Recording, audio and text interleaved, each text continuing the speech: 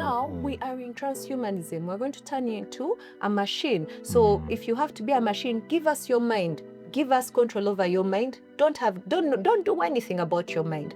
Secondly, your body, your DNA is being sold, transacted left, right, center. They are pumping vaccines into your body so that it can operate at less than the optimal level of operation. I think after Lugelo, I went into experiential marketing, where I started working, but I'm also exploring myself more. I'm becoming more self-aware. I'm learning a lot about how the world works and who we are as people. Everything you do requires at least 10,000 hours of practice for you to become a master, which is about 10 years. So you'll find that even if you wanted to do it all, you'd need about, on average, 10 years to do each of these things to master them. So at the end of the day, it's not that being a jack of all trades is bad. It's just that, do you have the time to master the different trades? Yeah. Truth, battled addiction for a bit of time, went into rehab, got himself clean, and ever since then, he's been clean and doing music and making it. He did a for show the past last year. 7 years. Exactly.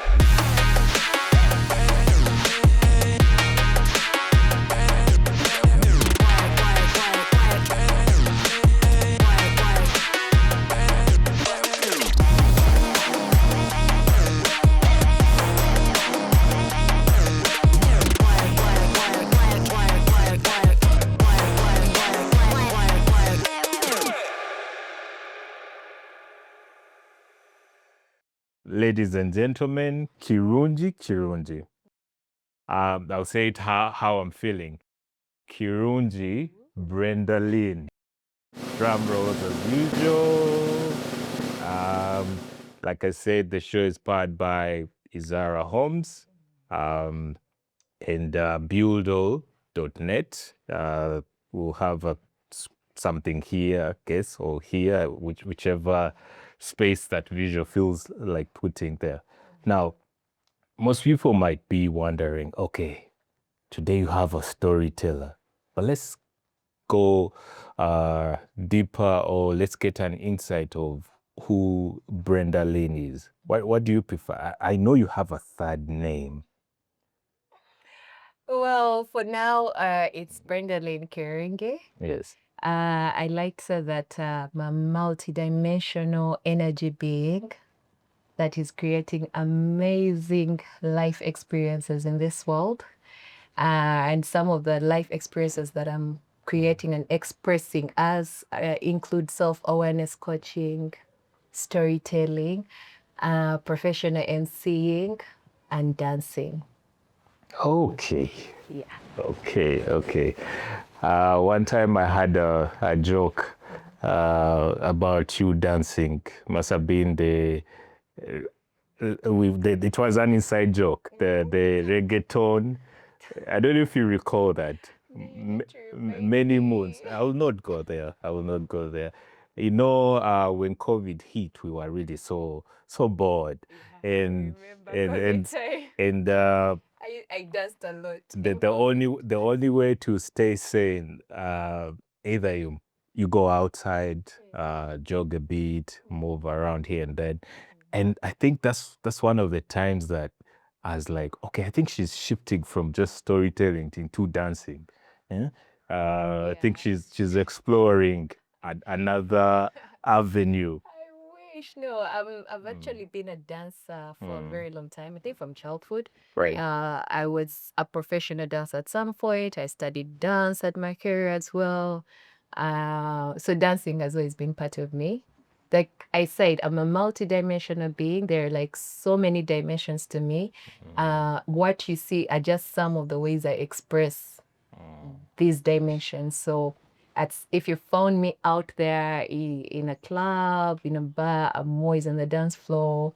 I'm always dancing. I love dancing. I do social dancing with the Kampala Latin communities. So yeah, dancing is part of me. Professional emceeing, you'll see me do that. Storytelling, you'll see me do that. Yes. Self-awareness coaching, maybe you've not yet seen me do that, but it's something that I'm really experiencing right now and creating a lot of moments with. I think we should touch base on the self-awareness, you know, but help me understand social dancing. Is it, you know, some of us think we are like the best vocalists when we hit the shower, right? And especially if it's warm, because you just get the good vibes, the good energy. And all your fans are in the shower. Definitely. Shout out to the shower head, the tap, the sink, the toothbrush, my good fans. Now, what is like that social dancing? You can explore it. So social dancing is really about a couple dances where you meet in a social gathering. Could be like at a bar or in an open space, and then you do some of these social the dances that we use, like Latin dances like salsa, bachata, kizomba, merengue. There are so many examples of couple dances out there. So if you are someone who's interested in exploring like those kinds of dances where you get to dance with other people, you learn how to follow, you learn how to.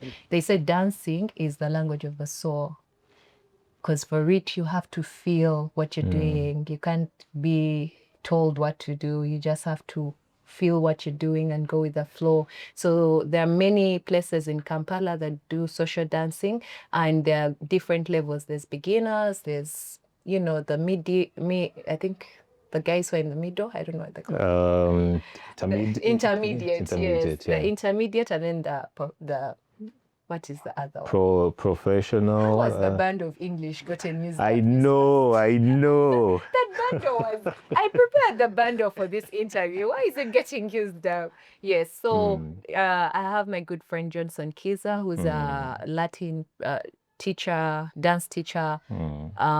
He's not Latin. He's Ugandan.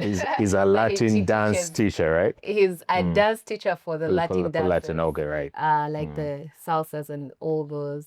He'd be a good resource for those interested in social dancing. Yeah, that's what I can say. But yeah, it's a very good place to learn how to lead and follow and have a good time and be part of the Kampala Latin community. Last year, we struggled with the word orchestra. Other people say those street, you know. Well, English is really our medium of communication in this country, and I never try to roast anyone for it, because this is really what I do on if I'm off camera and all that. But what I'm trying to say is, Navio did the orchestra last year. Coincidentally or incidentally, I've been watching that almost prior to it, and he combined all fused. What's the word? Fused? Infused? We'll get to it after me showing off a few seconds ago. He got hip hop and the orchestra feel, multiple instruments from different parts of the world. Now, I've just thought about this right now. Is there a possibility of like merging, let's say, Latin culture and Ugandan dance? Does the social dancing have that element, or it's just I mean, if you've attended some of the events or the social dance events on the market, you'll see that they begin with the classes that they teach you the basics of the social dances that they have or that they have planned for that day. And after that, you go through with the dance instructors, you go through the basics. And then after that, they open up the dance floor and someone can come and pick you up and ask for a dance. After about an hour, they have a session that they call the good dance. Okay. Now, in the group dance, it's open. It's open. Not limited to the social dances. It's meant to accommodate everyone else. So there you can dance to Maganda, you can dance to, they don't even call it Maganda, it's Baksimba. Baksimba, yes. You have to call it the dance because the culture has multiple dances. You can dance to dance hall, you can dance to reggaeton, you can dance to different, they come up with different group dances so that it's accommodating, you know, different people. So yes, there's an opportunity to create that kind of match. Right. Shout outs to the creatives making the music. I've just been taken back to Rosemary, our team, Antonio, Vicky, the Hot Steppers, Taboo Flow. I just saw Matthew, Ojo. There are like so many dancers. you are really invested in the dance scene. Yes, I'm a dancer. I'm part of the community. Great. And one of the elements of hip hop is actually breaking. Breaking, let's say dance, but they limit it to breaking. I would like to say hello to Mark of Breakfast Jam. I used to go to a lot of those. COVID really did a lot of numbers on us, because I think it's right when COVID hit, the event sort of moved away. I think there was an entire shift in the creative industry right after COVID. Like so many things that, you know, we thought were, some of them died out. Others had to take up a different form. So we had to adapt as the creative industry. Yes, that's a key right there. I like to pick the different keys or the gems. I mean, pivot when you can shift with not just shift with the trends, but shift with the times. You can, I think, repackage how you reach out to people differently. You know, take on whoever you need to become to deal with the situation at hand. Now, you said you're a multi-dimensional being. You know who Issa Rae is? Of course, that's my girl. She doesn't know it, but she's like, girl, hi Issa. You know we're related, right? Okay, maybe she doesn't know yet, but she'll know. She'll know she comes to Uganda. Right. I guess fun.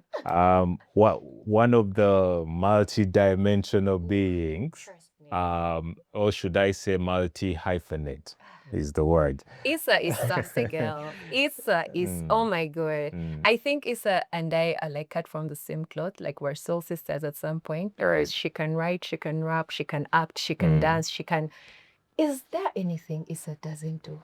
I think she's also like a cousin of mine. So that means you're related. Bro.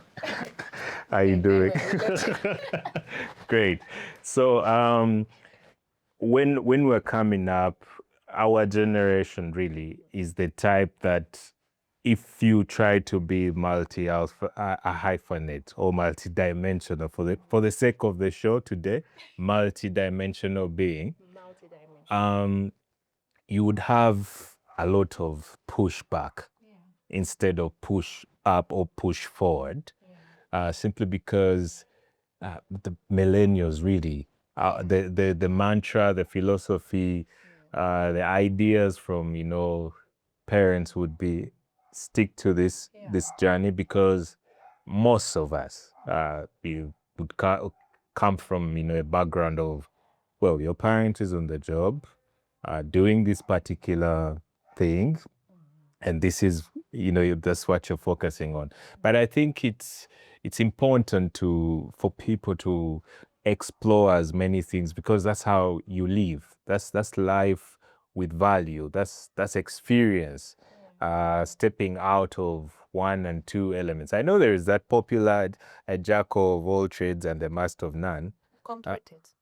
It's not complete. Better. But I like to end it there, and I rephrase it my way. Hold on. Yeah. You can't just rephrase it. Complete it, then rephrase it. Because when you complete it, it then makes sense to everyone else. Help me but complete people it. choose to just stop them. Just help me complete it. Okay, so this is one of the biggest challenges that I've had with people who use that as a defense or as a reason to get people, put into one box. Because the full saying is a jack of all trades, but is it a jack of all trades, but a master of none. But better than one who does it. Like the person who does it all is still better than the master. Yes. So I don't know the full competition. I'll get it. Maybe you can just quickly get the Sure. or visuals should put it on the screen. The complete saying. But it's a jack of all trade, but a master of none. However, is better than the master of none. That is better than doing, I think, one thing, something like that. So the point is, the conditioning we have in society, it does not allow us to experience ourselves from the multidimensional way that we've been created. We've not been created to be one thing, to do one thing. We've been created to be more, to experience life in its fullest. Even our parents who encouraged people to, just do one thing, they were not really doing one thing. While they were in offices, they were also farming. While they were in offices, they were also parenting. So they were literally also. Did you get it? So Gemini is also playing games here, but in your defense, you could actually read that entire. So Gemini is saying most people use it as an insult to try and put a cap on the potential of individuals here and there. Is it loading? Gemini is playing tricks. I'm wearing my thing. Okay, it says a jack of all trades is a master of none, but oftentimes better than a master of one. That's the full saying. In other words, don't put all your eggs in one basket. Explore if you are. Yes, feel sure. free to say, this is not working for me anymore. Let me try this. If it's not working. Yeah. Right. However, it shouldn't take away the idea of consistency, which actually and mastery of some things. Yes. Because if a person doesn't really have a direction, and you are doing this today, doing that, I feel like a master of several things comes from the fact that you put all these things that help your support system, build a system for you that, let's say if you are creative, making music, you realize, okay, you have a penchant or interest for filmmaking. Yeah. And you start shooting your own music videos, which means you are channeling this other element you have into film. I think like Gemini has said, it's used as an insult, and also trying to, you said conditioning. Of course, there's conditioning from society, but for me, one thing I would encourage is instead of trying to master things, master yourself. Master yourself. That's deep. Because at the end of the day, things are not permanent. Things come and go. Yes. Situations change. COVID came and a lot of things had to change. Tomorrow there could be a war and you can't do that thing that you've already mastered. So I'm all for, can we master ourselves? Can we know who we are? Can we be aware of who we are so that regardless of the times, regardless of what happens, we are still us and we can adapt based on who we are. Right. I've actually got a whole different shift. I love that. And it's interesting, like, tell me about it.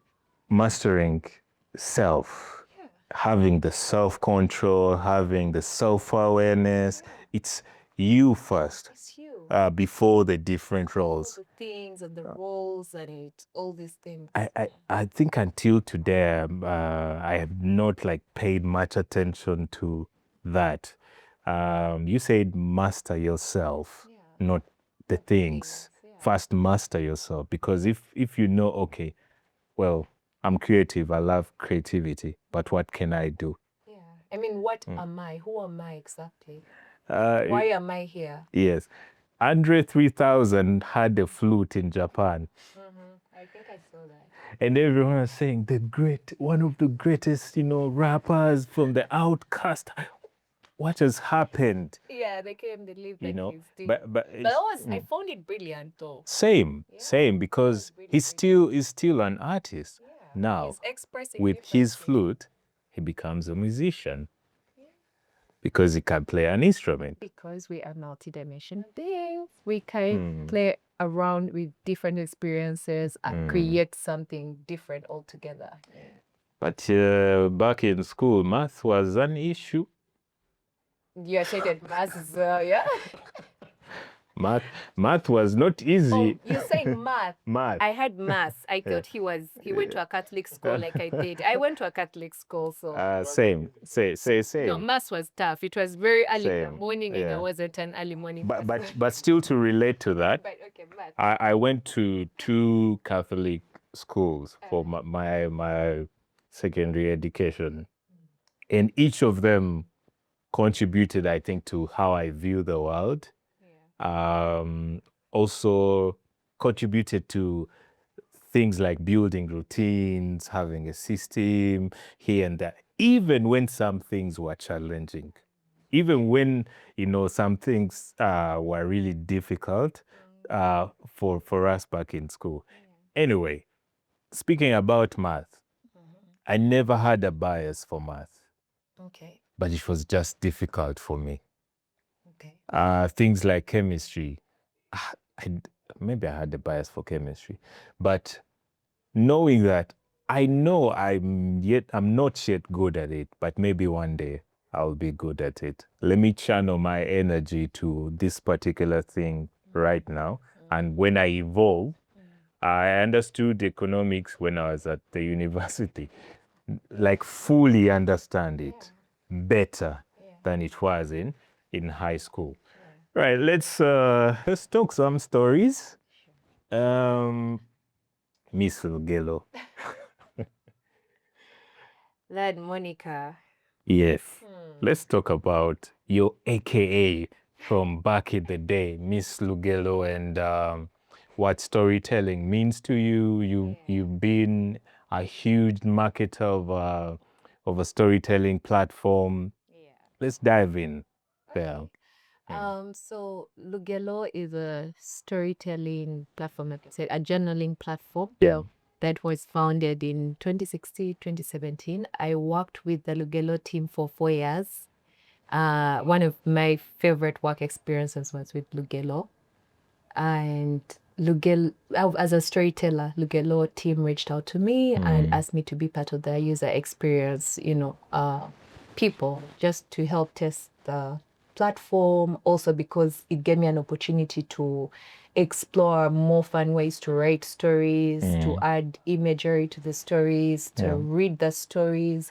So I had a great time doing that, but also along the way, we had a couple of projects we were in where we were reaching out to other writers and storytellers. That's how I get to connect with so many writers and storytellers online. At that time, Facebook was like the go-to thing. Yes. So if we go back to Facebook, there's like a lot of us writers and storytellers that are interconnected. And we used to collaborate on Lugelo.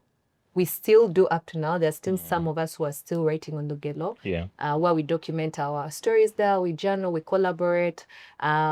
We also would do stories that would continue, where you'd write a story, then tag the next storyteller to continue the story. And then you had like a whole chain of stories, and we all grew followings from that period of time.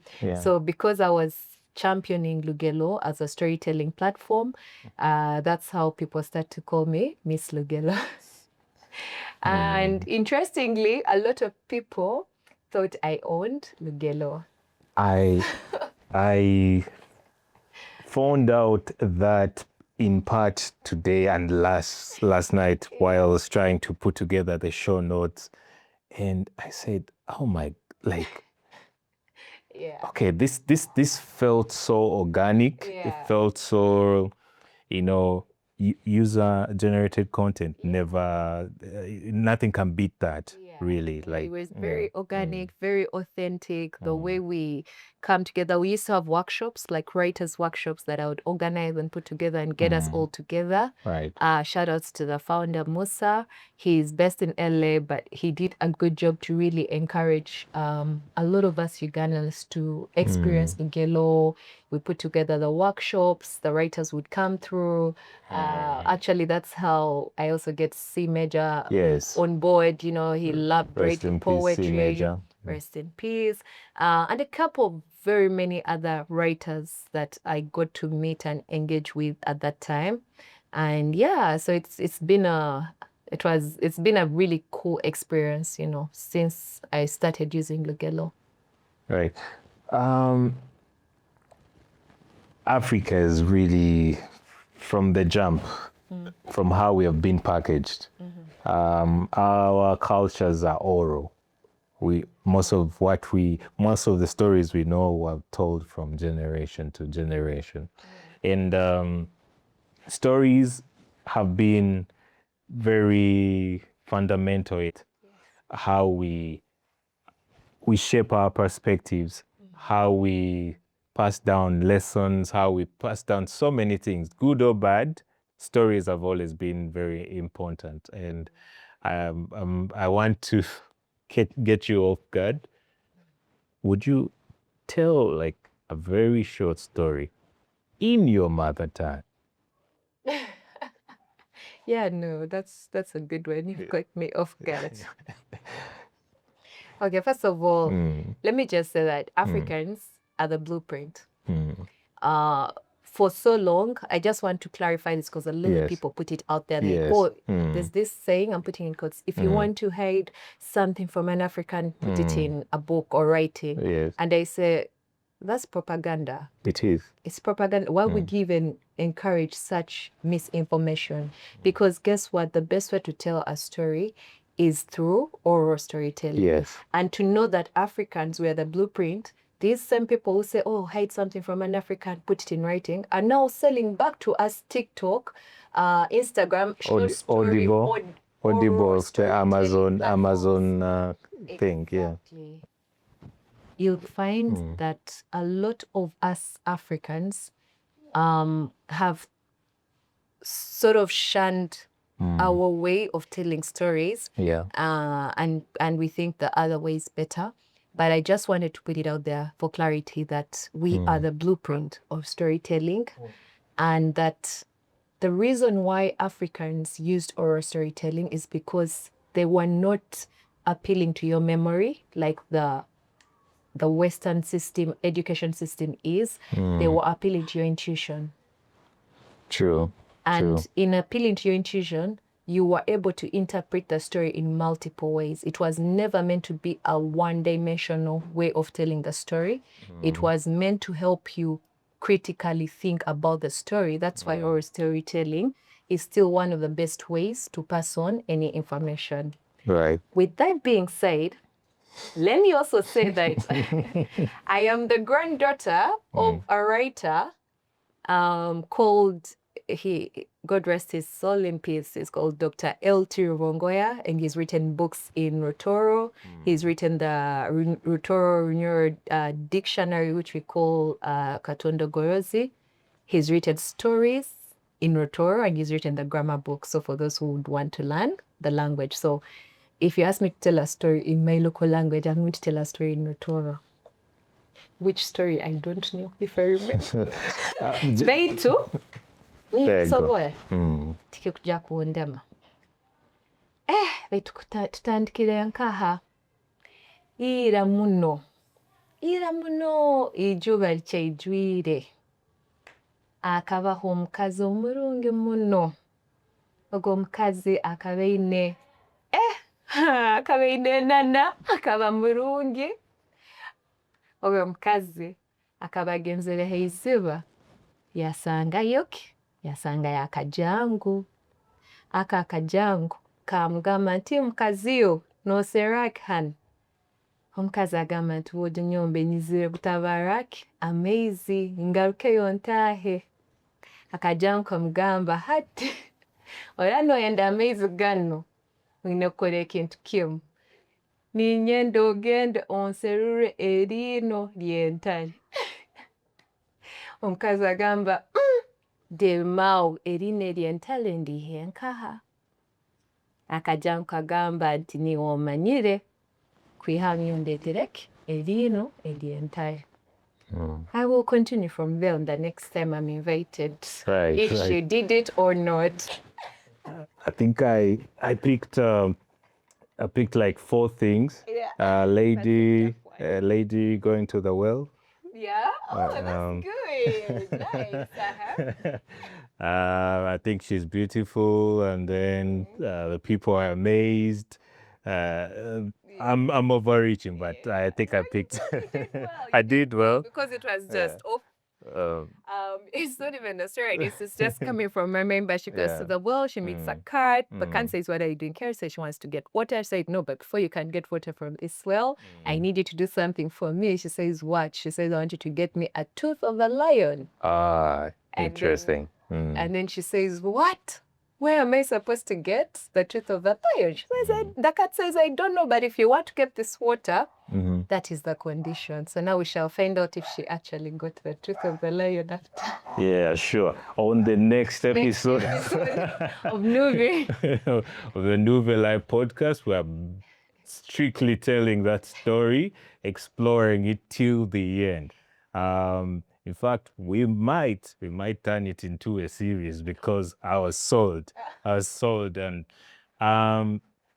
personally, I think I would somehow struggle to tell stories in my local language, but I would tell stories in any other local language, simply because of maybe my background, my environment, and I like to encourage people to just learn any Ugandan language.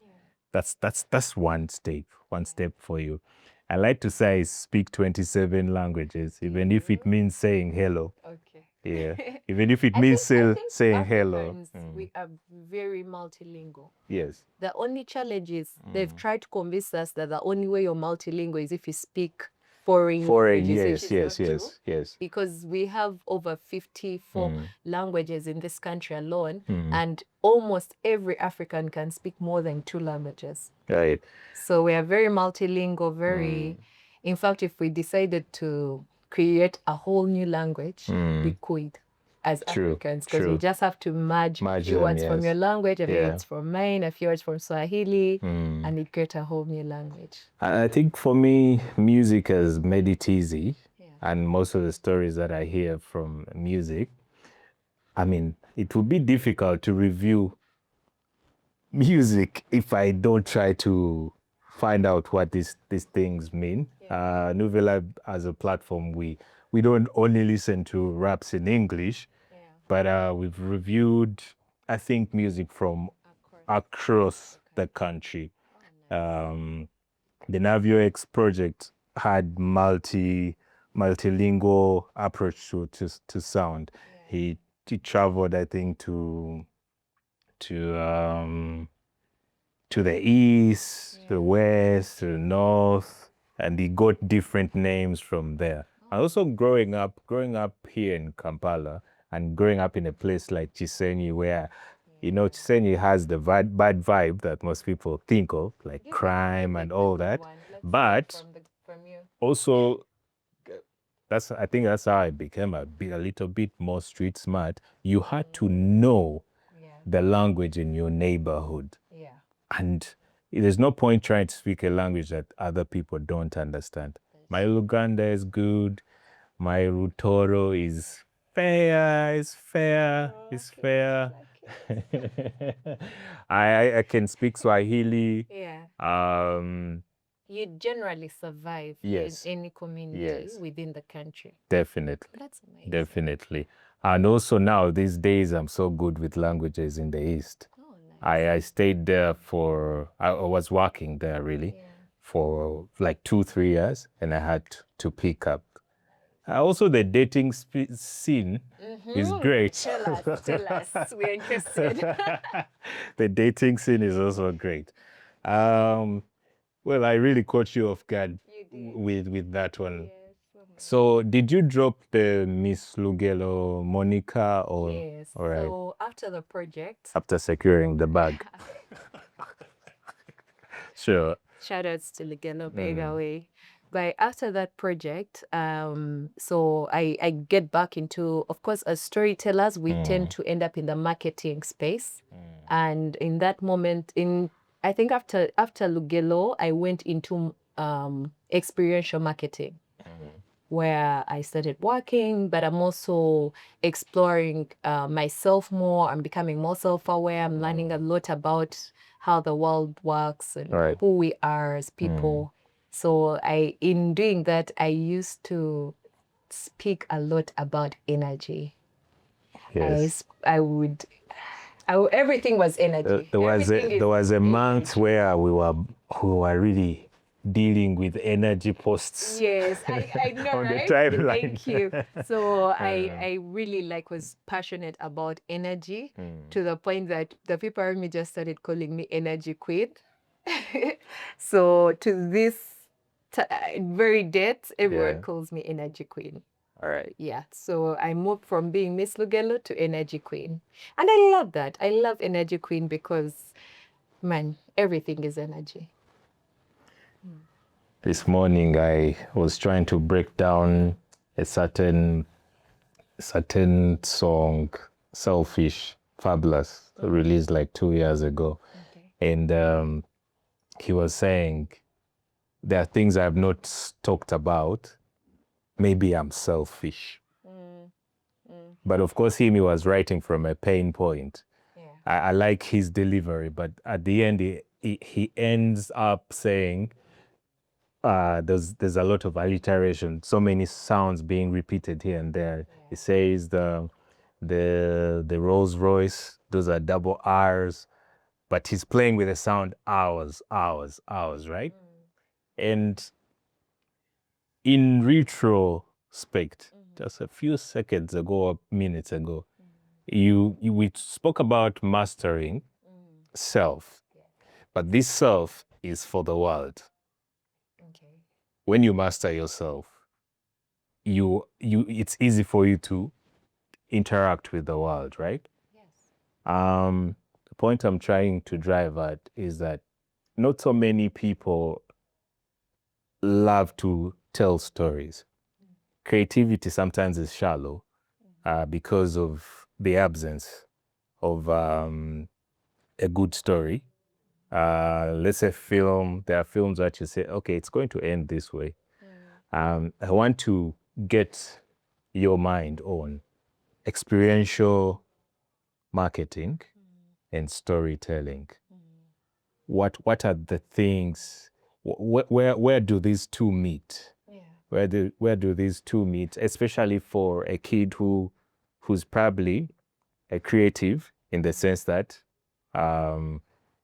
maybe they're a graphic designer, a videographer, and on the other flip side, they want to maybe to explore filmmaking, and maybe they find themselves doing a lot of marketing. Yeah. How do these two things meet? What is the, I'm failing to get the word.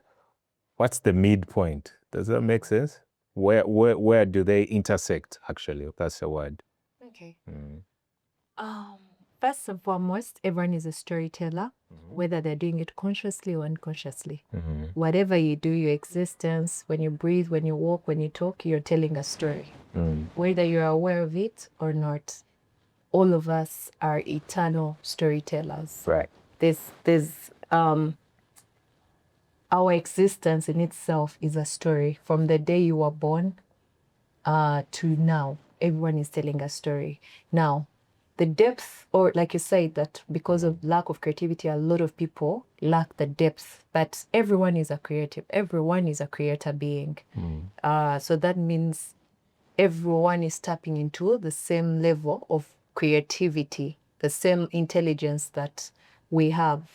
the intelligence that gives us this creativity is the same for everyone. The difference is the depth of one's ability to tell their story is very much based on their experiences and how much they're willing to meet themselves in honesty or in truth. So a lot of times, the stories we tell about ourselves or about things are based on how honest you are with yourself and with your truth. Secondly, to answer the question of where do they intersect, storytelling and marketing. Marketing is basically the idea of telling a story. Just the whole idea of marketing is I have to tell you a story that can convince you, that can get you so emotionally invested that you move from point A to point B. If point A is that you're not you're not interested in a product, point B is that by the time you finish listening to this story that I'm telling you about this product, you're a buyer, you're interested. If point A is that you're not a fan, point B is that now you're obsessed with the music that I sold to you. So all of us are constantly telling stories, constantly. The people who are making the money are the ones who have mastered the art of telling the stories in the most convincing way. Those are the ones who are making the money. Now, creatives and marketing and storytelling. Marketing is wide. In fact, we are so lucky that it's one of the biggest pies we'll ever meet in this world. It can accommodate so many people. So when you look at marketing, it has so many aspects. You have the creative marketing, which can accommodate graphics designers, Right. are they called animation Yes, people, and the animators, yeah. and all those kinds of people can be accommodated, if including the filmmakers can be accommodated in a creative marketing space. You have the PR and media. If you're a journalist, if you're a media person, if you have an influencer, PR and media in the marketing as a part of marketing can accommodate you. You have digital. Digital is so wide. You'd have no idea how many people have been accommodated, creatives have been accommodated in the digital space. Right. You have the, I've spoken about, PR and media. Oh, you have the, what is it called? Above the line. Okay. Above the line is what we see with the billboards. We have the TV adverts. Do you see the number of creatives who are being accommodated in just designing a billboard, doing the ad? Then you have, like all these people are interconnected, right? And then from when you're done with all that, we have what we call experiential marketing, which is below the line. And that is where we are directly dealing with the audience, the people. We are bringing the brand to you in person. You're not seeing it on a billboard. You're not seeing it on social media. You're not seeing it on TV, but you're engaging with it directly. That's what we do as experiential marketers. Can that be coupled with influencer marketing, where everything is interconnected? Yes. They cannot even be separated, because assuming I curate an experience where I want you to engage with, say, Izara Homes. And we say, okay, we are setting up an experience where people can come and see what Izara Homes is about, right? Yes. And then they come. For us to get people to know about this, we need to do PR and media for people to know about that experience. During the experience, we need influencers so that we can get people to engage with us online and to see what is happening in our physical experience. So in a way, when it comes to marketing, the story is interconnected, and so are the creatives. There's no reason why you should limit yourself to one thing when you're creative. Even a designer, graphics designer, can become a filmmaker, can create the advert or the film related to Izara Homes. The only difference is that, just like we talked about mastery, everything you do requires at least 10,000 hours of practice for you to become a master, which is about 10 years. So you'll find that even if you wanted to do it all, you'd need about, on average, 10 years to do each of these things, to master them. So that means that by the time you move to the next thing, whoever has been there for 10 years is really a master in what they're doing. Not that you can't do it, you can do it, but then there's a time factor that you have to consider to invest into what you want to do. So at the end of the day, it's not that being a jack of all trades is bad. It's just that, do you have the time to master the different threads. Trades, yeah. Yeah. But back to your question, everything is interconnected. We are all living one huge interconnected story. And what you do in marketing is you tell brand stories. Speaking of stories, what's that favorite story like for you? You're not going to tell it. This time around, I'm not going to get you off this guard. time, Marlo, I've been out of stories.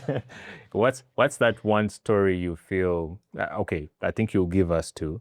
Maybe from hip hop, and then any other genre where you feel like, okay, this story really. I'll keep them all in hip hop All since right. it's NuveyLive. Yeah. Love Let's it, go. hip hop. Let's go. Sure. Okay.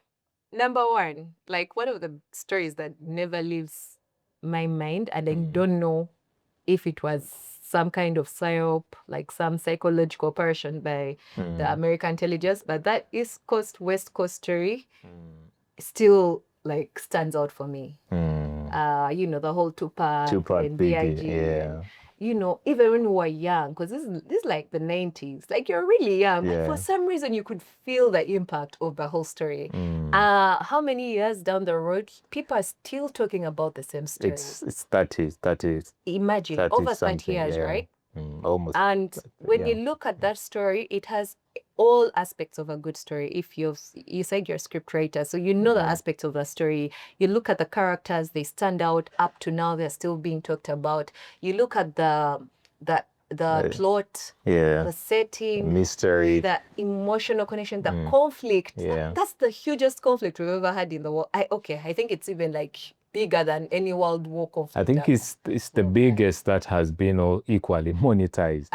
And I think covered in media, because the media really like blew it out of proportion. So so that story really stands out for me in hip hop.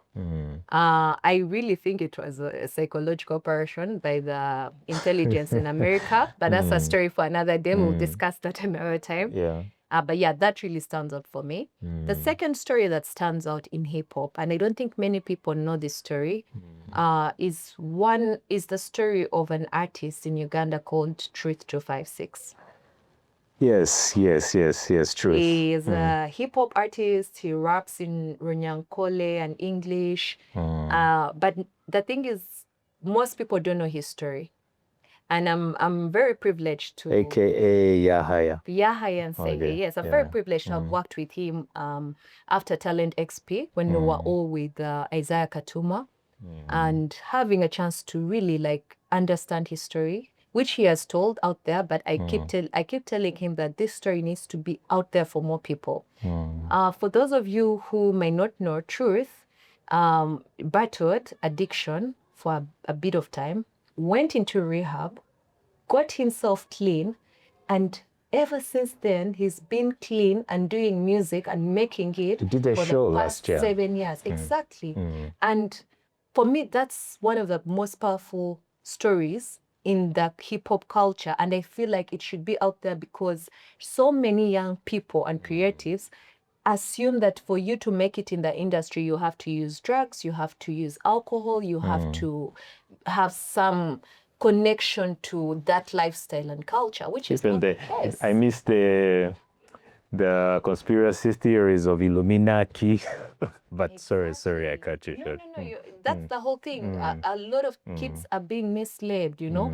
A lot of kids are being taken into sexual immoralities because for some reason they're being told this is the path, this is how you make it. But Truth, to me, Truth 256 stands out as a very huge, impactful example for the young creatives that you can still do hip hop, especially hip hop. Yes.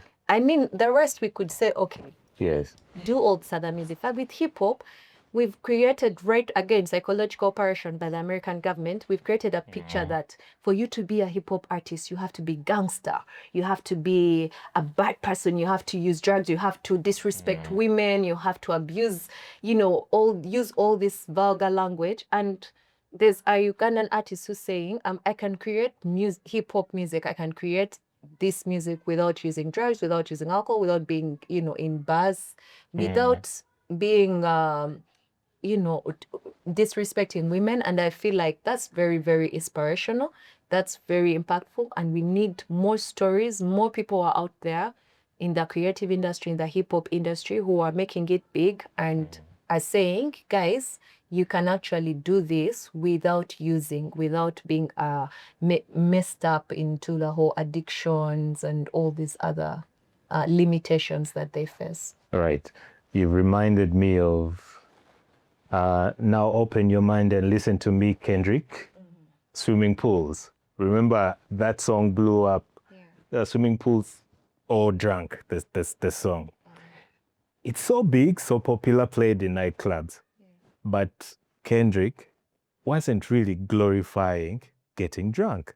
He was trying to say, like, you don't need this, you don't really need this to make music. You don't really need that to get activated.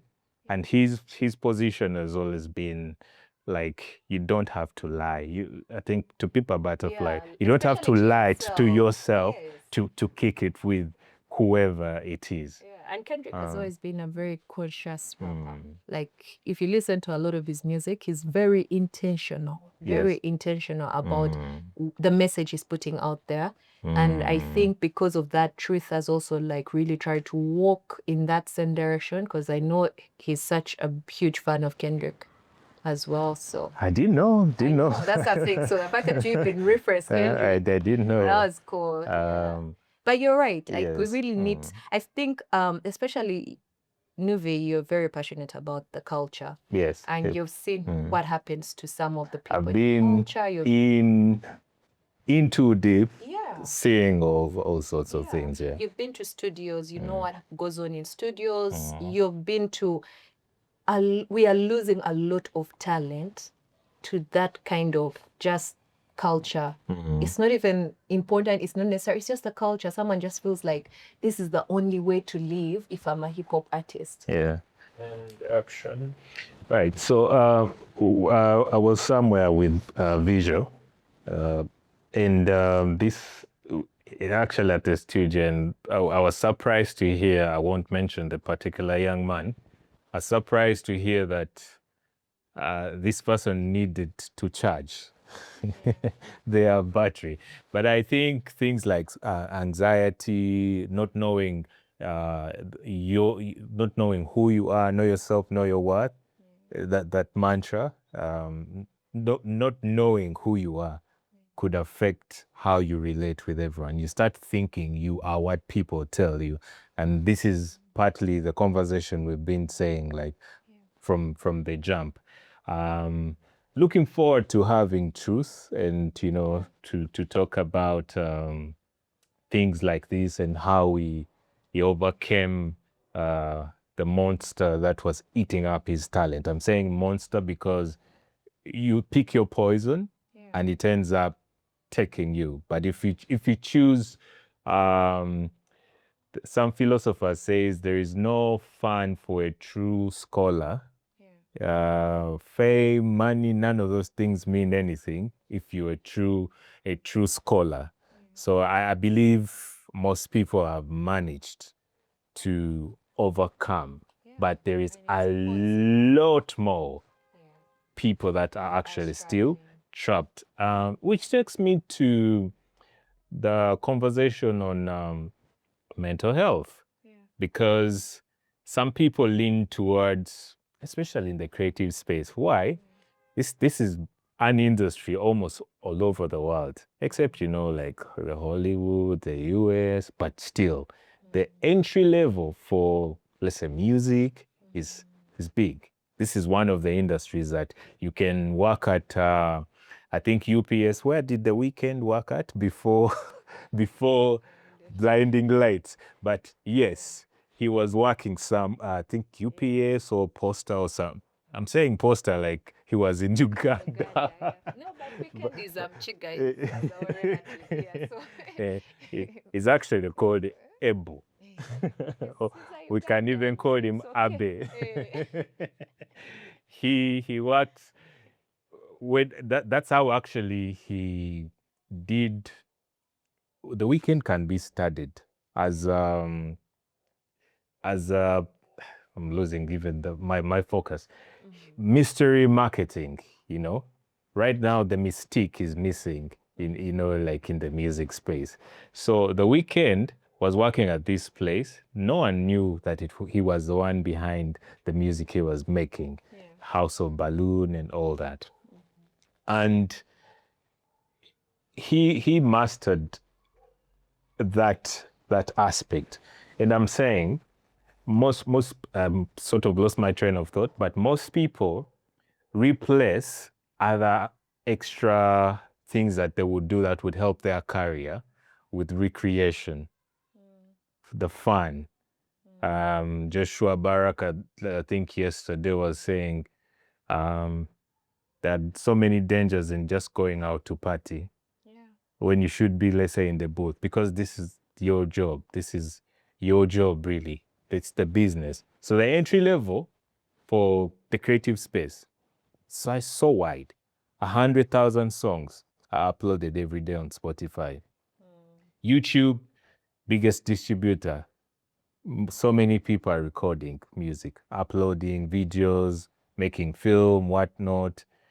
But the frustrations come in because most people lean towards the fame, not the money. Me, I want the money, really. I'm focused on the money. As opposed to wanting to be famous. What did Jay-Z say? What's 100% of nothing?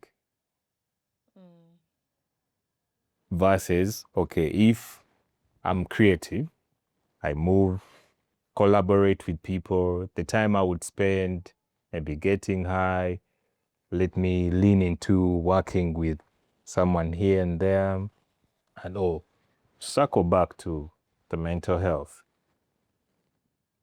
What can you say about creatives staying focused, finding alternatives to, maybe you might not become the most popular person, but how do you stay in check? We are saying creatives, but there are also other professions, even marketing. How does mastering yourself help you stay sane? I think I've oversaid a lot. Let me just limit the question to that. Okay. So first and foremost, I was smiling earlier because you kept referencing the word job, and I was thinking, okay, at least I'm talking to a teacher of English and literature, so he'll understand the role language plays in how we perceive things. I avoid the word job, because a job in itself, like even the job in the Bible, like her whole name is like linked to suffering and enduring. And so every time I hear someone say, oh, that's their job, I'm like, oh my God, that's like saying that's their suffering and their portion is to suffer. So I really job. Yeah, but also like that's the thing in Hebrew, it's when you look at the Hebrew interpretation of the name, it's suffering and endurance, and really we use these words and they speak into your life. So every time you say, oh, I need to get a job, you're almost saying, I need to suffer.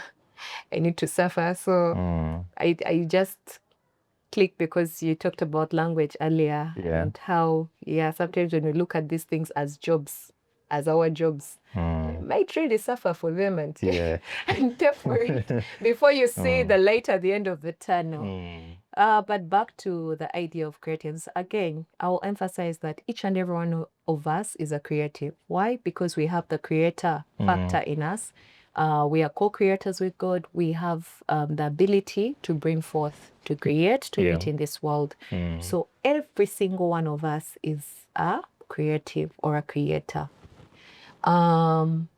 Before we even go in why people end up using, for me, I want to step back, like way back, before even people get to that point, in whichever profession they're in.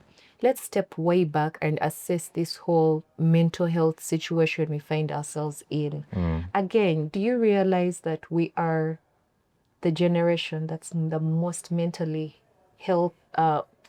when it comes to mental health, we are the most mentally aware people. More We are so prone aware. to. We are so aware. Yeah, okay. For instance, you know more about mental health than your parent or grandparent ever knew. Yes, yes. You have access to information on mental health than your parent or grandparent ever knew. Some people say you're just leaning into white people things. So there's just like so much information we have about mental health as a generation. First of all, we are the most literate generation to exist, meaning we can read, we can write. Yes. We are both, we can both diagnose ourselves and treat ourselves before even going to the hospital. So there's just a lot of mental health awareness generally. And yet, there's also such a decline in mental health states overall. Why do you think that's happening? Why is there a paradox to that nature? Even just before we go to the creatives alone, there's just this huge paradox we are dealing with. Why? I'm just going to give a very lazy response. Sure. Yeah. Because it's meant to just sell people. Social media.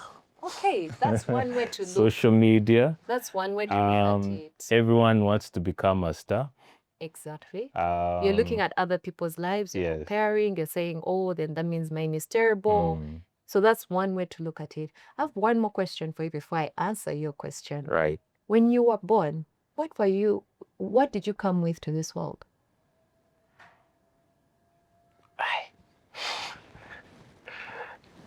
Did I hear crickets?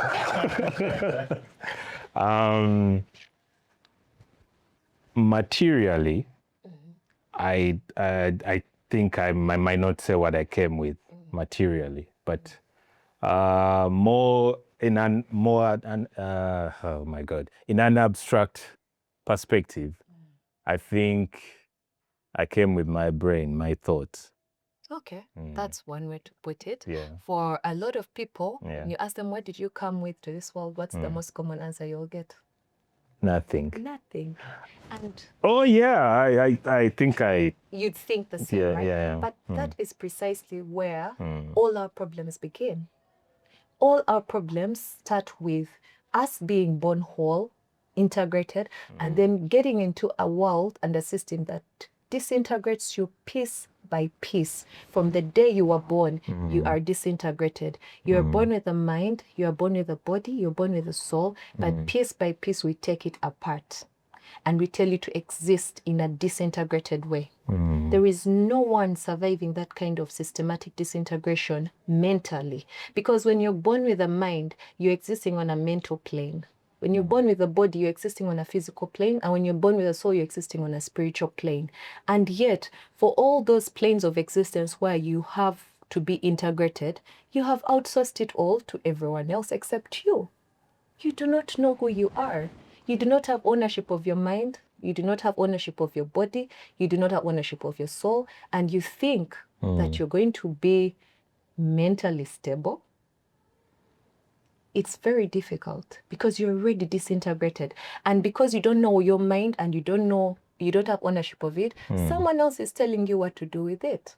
Someone else is telling you what is wrong with it.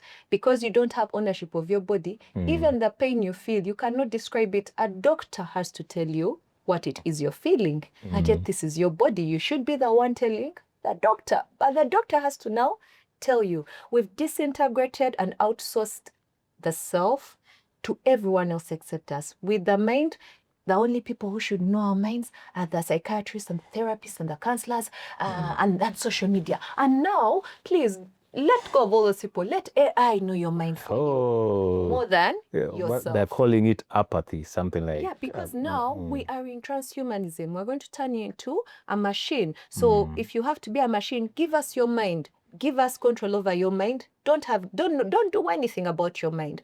Secondly, your body, your DNA is being sold, transacted left, right, center. They are pumping vaccines into your body so that it can operate at less than the optimal level of operation. If you fall sick, only a doctor can tell you what is wrong. The only treatment you can get is medical. You don't know where to start with your own body. And we leave and then when it comes to your soul and your spiritual life, only the pastor or the priest or the reverend or the men and women of God know what is best for your soul, the soul that you came with.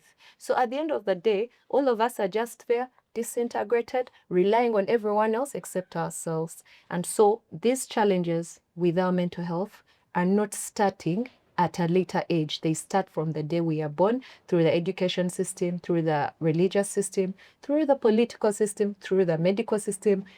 You just are living pieces and bits of yourself. So now you struggle with finding stability or grounding because you do not know who you are.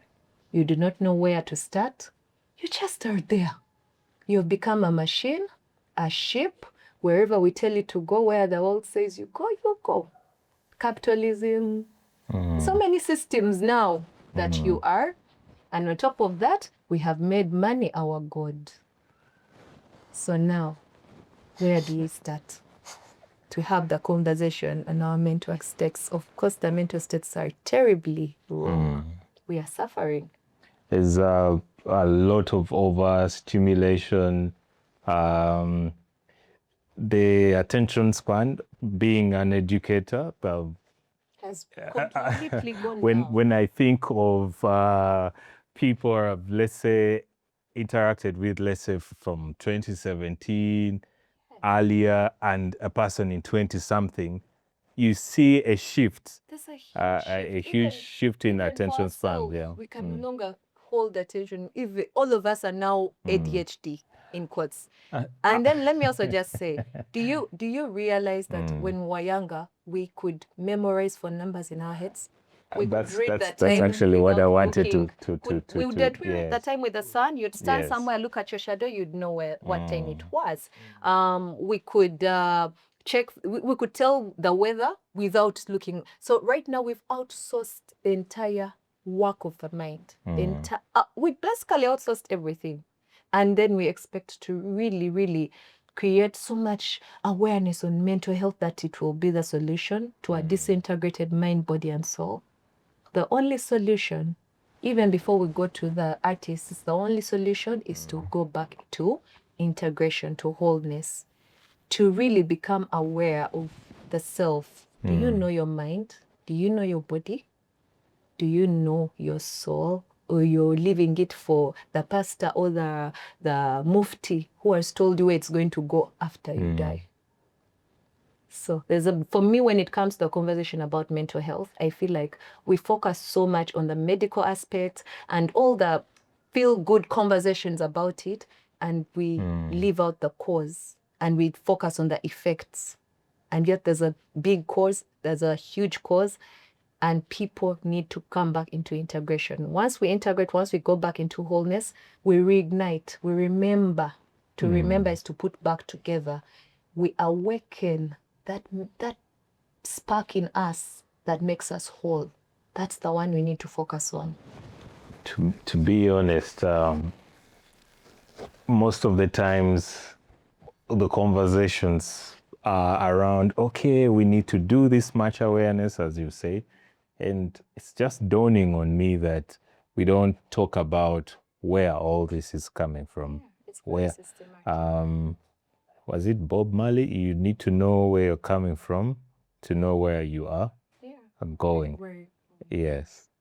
I believe we shall have BRENDALYNN coming back more often because there's so many things that we can explore, including mental health and mental illness. You know, usually we stick to the mental health, but we're not talking about the illness. Whereas what is the problem? We don't really explore it so much. And like I said earlier on, most people would say that's white people conversation. Yet in disintegration is systematic across the globe. There's nothing. It has no color. It has no gender. Yes. It has nothing. The war is against the human being. Are you spiritual or religious? None. I'm just You speak more like a spiritual, and I would. What does spiritual mean? And Tell me what spiritual means. I don't want to agree to something whose meaning I don't know. I don't know if this will be another episode. Okay. Because I don't know All what right. that means, but Now- you call me back next time to discuss Yes, that. I'm more spiritual than I am religious. I'm not, I struggle with identities of that nature because Spiritual to say that yeah. I believe within me, the soul. There is the soul, right? That's spirit. Do you believe or do you know? Oh, reminds me of that Say video. someone who's spiritual. I believe because it's still a journey for me. Yeah. All right. So that means there's a bit of doubt. Is in a that. definitely Okay. because and I'm not afraid to say it. You're very religious. Yes. Because it's the conflict as a person. I'm not religious. No, I mean, based on this, Yes. on the Basing on your belief assessment, and right? doubt, Right. then we can say you're religious because religion leaves room for doubt. So in religion we deal with belief. But if you're going to go into the way of the spirit, I think it's the word. I know. I see what you're doing. Most people are religious. In other words, let me put it this way. This is how it is, right? Religion is more of rituals. You have a defined sect, you would say. I have a suggestion. I have a suggestion. No, I'm not scared. But I have a suggestion. We circle back to this. Nova needs to put the camera. Nova needs to invite me back for us to just talk about spirituality versus religion. Deal? Because otherwise we need a lot of time. Yeah. Okay. True. But I'm really excited. I'm excited that I've gotten Nuve to be the guest. I know. This is some reverse psychology. I'm used to being the one asking the questions, but to be honest, I'm leaning so much into conversation, and that's the power of conversation. Yeah. And it's interesting how just being in a space and being intentional and having that conversation, you unlock so much. You unlock so much, and I think we should stop saying that. Oh, for me, I'm a creative. Basing on this episode, everyone is a creative. Since I am very religious, to quote the Bible, humans are co-creators, okay? Words create. When you say, I have a job, you're limited to that. I'm a multi-dimensional being. Means I can get my hands on multiple things. And moving forward, Issa Rae is our cousin. Yes, please, friends. Issa Rae, you're watching this. We know you'll watch it. Yes. If you're watching this, we will have relatives in Uganda, and we're waiting for you. When you come to Uganda, we want to host you and give you kalo. We can give a kalo. Yes, sure. Yes. Yeah. But just before we close, you earlier on you sent me a very interesting note for the conversation where you said when you asked that when does a conversation count? Right. You're referring to conversation. Yes, yeah. And I think this conversation really counts. Yes. Because there's been, to me, a conversation counts when there's a conversion. And I feel there's a conversion. Right. A conversion is like a transformational process. If we can have a conversation and there's a shift in perspective, there's a shift in mode, there's a shift in perspective. We've talked about understanding, a shift. Attitude. Attitude, yeah. Even just getting us to contemplate and think about certain things, I think that's when a conversation really counts and becomes like impactful. So thank you for inviting me to have this very impactful conversation. Yeah, honestly, I've had so many guests on the show, and this one has been mind-boggling. I haven't used that word since like 2022. So I feel, the conversation. Like an emotional connection. Yes, yes. There's a lot actually going on in my mind. No, I can see it. The producer is saying, I know. he's saying, guys. I'm just thinking. I wish we Yeah, had a whole yeah. day, but clearly. Here's the thing: we will clear our schedules Yeah. and just do a series of conversation I'd love on this particular topic because. Yeah, Sure, right? and then Cynthia and She has to be seated here next to you. and it's funny how I walked onto set ready to ask questions like, so tell us about your work with, Rotary, like a series of questions. And then I'm like, you know what? No need. Let's talk. Let's conversate. Let's have conversions here, left, right, and center. Yeah, and it's really been a rich conversation. And knowing that you're a busy person, knowing that we shall continue to have these conversations, I think it warms my heart to know that you can have people willing to share their experience. You notice I'm avoiding the word knowledge. Yeah, I love it. All right? I love it. My semantics, my choice of words is now different because saying knowledge is memorized sometimes. You get aware, stuff, right? And you get aware, but your experiences is tangible. yeah. I have a friend, Irene, a very sweet friend. She says you need a tangible experience. Yes. Something you can feel. Right. You should host Irene one day. Sure. Yeah. And as my good friend Philiam says, experience over materials, because you have to really live. If you only limit yourself to material, you miss out the experience. And we will not go further than this. This has been an amazing conversation that we shall keep carrying forward. Thank you, BRENDALYNN, for coming through and sharing with us. And that story is still in my mind. We shall also have that one. Otherwise, NuveyLive for the people. We've reached the end of the show, powered by Izaro Homes. Peace.